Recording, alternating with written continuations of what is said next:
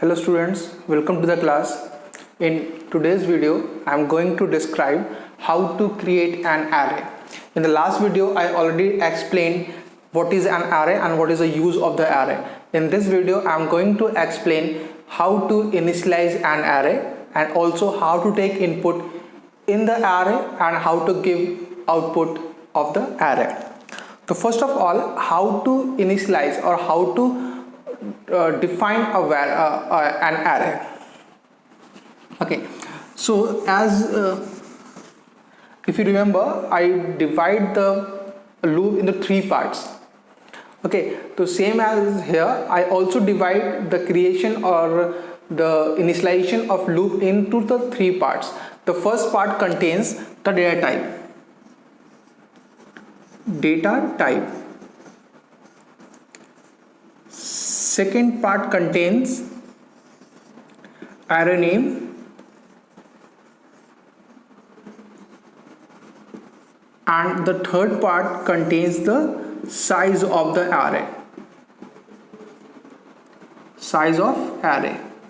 So in these three parts we used to create the array. Okay, so how to create an array, I am going to describe it step by step. The first of all,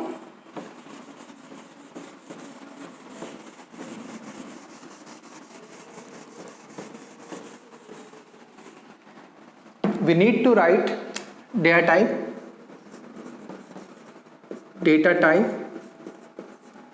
then array name. I am going to write like AR_name, and then the big bracket big bracket you can say, then equals to new, and then data type here, and again you inside the big bracket you have to define the size of the array. Okay, as for example, suppose we are creating an integer type of array, so data type is int. I am going to create the array as ARR and brackets equals new int, and here the size as 10. Okay, so int, this one is data type, array name is ARR, and new is same, and the data type, and this one is the size. Okay, so what it does, it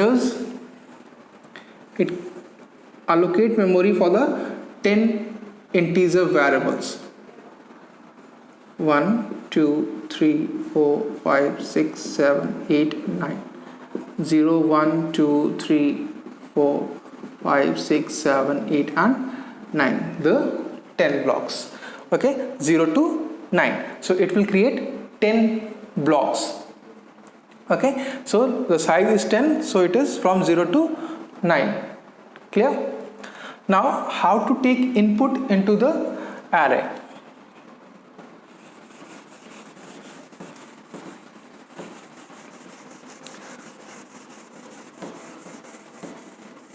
I am going to write the program directly so you may better understand how to take input. Here we need to declare either the scanner class, or you make use the data input stream, buffer reader, anything you can use, but firstly you have to take the input stream. Okay, any kind of input stream you can use. So here I am going to use the scanner class. So first of all, declare the object of scanner class, scanner sc equals new scanner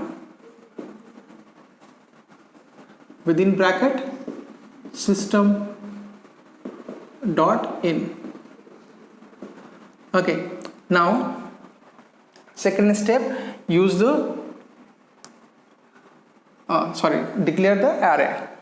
So I am going to initialize integer int ARR, bracket open and close, new, and int here I'm going to give size as 5.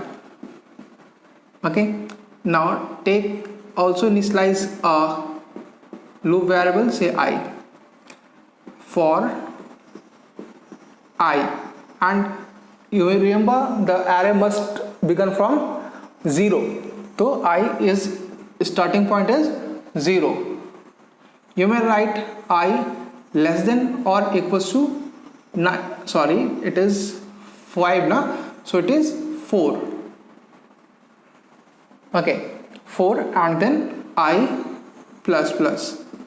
You may write here less than 5. Okay, in place of less than equals to 4, you may write less than 5. So the thing is same. So how to take input? So first of all, ARR within bracket I. There I indicates the index number. Okay, and then sc dot next int as we use and close the bracket. Here the value I, here the I is replaced by the value of I here, so this I indicates the index number of the array. Okay, so take the example here, 1 2 3 4, 0 1 2 3 4, 5 blocks are there, 1 2 3 4 and 5. Okay, so first of all, what is the value of I? The value of I is 0, so whatever you use to input, you input here. ठीक है, ये 0 block पे आ गया. Then array I, value of I becomes 1 after I plus plus, so here you write the second one, third one, fourth one and the fifth one. As the value of I become 5, so this condition is false and this is going to stop, this loop is going to stop. So how many values we entered? 5 values. Okay, similarly if you want to give the output, okay, so after initializing you may use in this place here, I'm going to erase this one. Okay, so remember this one is for the input. Now what we have to change in output, just in place of this you may write the system.out.print like this.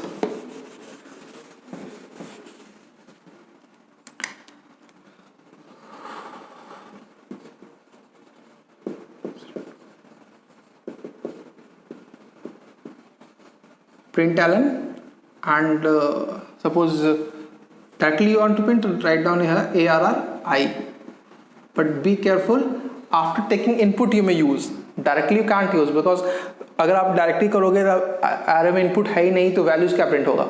Okay, so you just use the arrays I after taking the input. So this is the way to give the output. Okay, now one extra thing I want to tell you, this is in this the size of the array is known. Size of the array is known. Okay, now what happens if you use the array and the size of the array is unknown? So there is a function called length function. So using length function you may find out the length of the array. The length function is used in 2 ways, one without any bracket and one with bracket. Okay, so the length without bracket is used to find the length of array, and with bracket length of string.